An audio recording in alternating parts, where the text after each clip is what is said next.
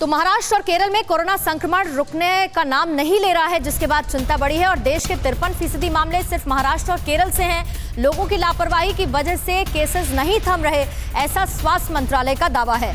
Tourist hotspot में virus के तेज रफ्तार से फैलने का खतरा बना हुआ है और टूरिस्ट प्लेसेस जो हैं वो कोरोना वायरस के लिए हॉटस्पॉट मानी जा रही हैं। यहाँ पर लोगों का जमावड़ा है, बढ़ती संख्या, जिसकी वजह से केसेस भी बढ़ते जा रहे हैं। 3 तस्वीरें इस वक्त हम आपको दिखाने जा रहे हैं। कोरोना की तीसरी लहर को लेकर तैयारियां शुरू कर दी गई हैं। महाराष्ट्र में 5 जिला परिषद और 33 पंचायत समितियों के चुनाव को टाल दिया गया, तो दिल्ली में ग्रेडेड रिस्पॉन्स एक्शन प्लान को मंजूरी दे दी गई है। वहीं पंजाब सरकार ने तीसरी लहर से निपटने के लिए 380 करोड़ रुपए मंजूर कर दिए हैं और ये पूरी तैयारी तीसरी लहर से निपटने के लिए राज्य सरकारों की तरफ से की जा रही है।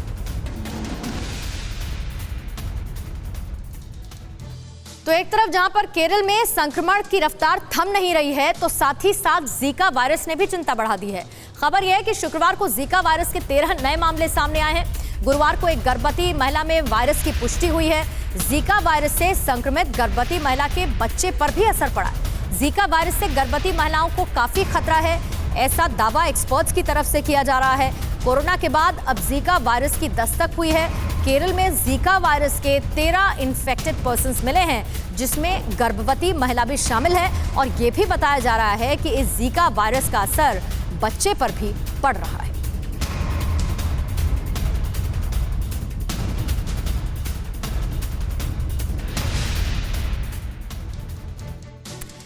तो जीका वायरस चिंता बढ़ाने वाला है और इसके साथ ही एक तरफ कोरोना वायरस है जो लगातार अपना रूप बदल रहा है। बिग वॉल पर कुछ जानकारी आपके सामने दे रही हूं इस वक्त और ये जीका वायरस को लेके है, लेकिन इसके जो लक्षण हैं वो कुछ हद तक डेंगू जैसे लक्षण हैं और इसीलिए ऐसे लक्षण आते हैं तो आप समझ लीजिए क्या क्या होगा।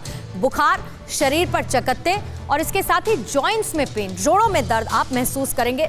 जीका वायरस के लक्षण आपको बता रही हूं। इसके साथ ही एडीज प्रजाति के मच्छर के काटने से जीका वायरस होता है और इसी के केसेस देखने को मिले हैं। वहीं दूसरी तरफ एडीज मच्छर आमतौर पर दिन में काटते हैं, इसका आपको ख्याल रखना होगा। एडीज मच्छर ठहरे हुए पानी में होते हैं, इसीलिए आपको क्या करना है, पानी को इकट्ठा नहीं होने देना है। संक्रमित के खून में जीका वायरस होता है, ब्लड में जीता है जीका वायरस। यौन संबंध, गर्भ और रक्तदान से इसका फैलाव होता है। वहीं एडीज मच्छर से डेंगू, चिकनगुनिया भी हो जाता है और जैसे कि इसके लक्षण आप देख रहे हैं लगभग मिलते जुलते डेंगू से ही हैं। पहला मामला जो है वो युगांडा में 1947 में बंदरों में मिला था और 1947 के बाद से इस वायरस का फैलाव देखने को मिला। आदमियों में भी, लोगों में भी मिलने लगा। फिलहाल जीका वायरस का कोई टीका या फिर इलाज है नहीं और इसी के साथ ही जानकारी ये भी है कि जीका वायरस का फैलाव अभी केरल में हो रहा है और इसको रोकने की तमाम कोशिशें हो रही हैं। इसीलिए ये लक्षण आप देख लीजिए, समझ लीजिए। इन लक्षणों के साथ ही इलाज की शुरुआत होना बहुत जरूरी है। आप दिल्ली की बात करेंगे, दिल्ली में जहां पर कोरोना को लेकर एक्सपर्ट्स की तरफ से चेतावनी जारी की गई है, एंटीबॉडीज के भरोसे ना रहे।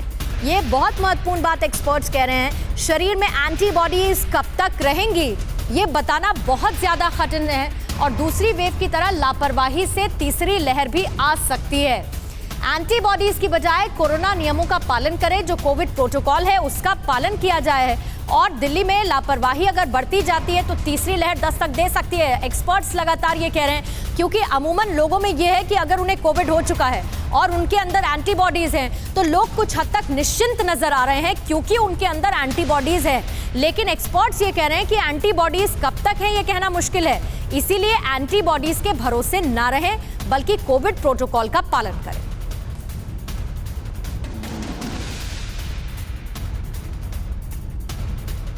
अड़ी सोमवार से शुक्रवार शाम 6 बजे सिर्फ TV9 भारतवर्ष पर।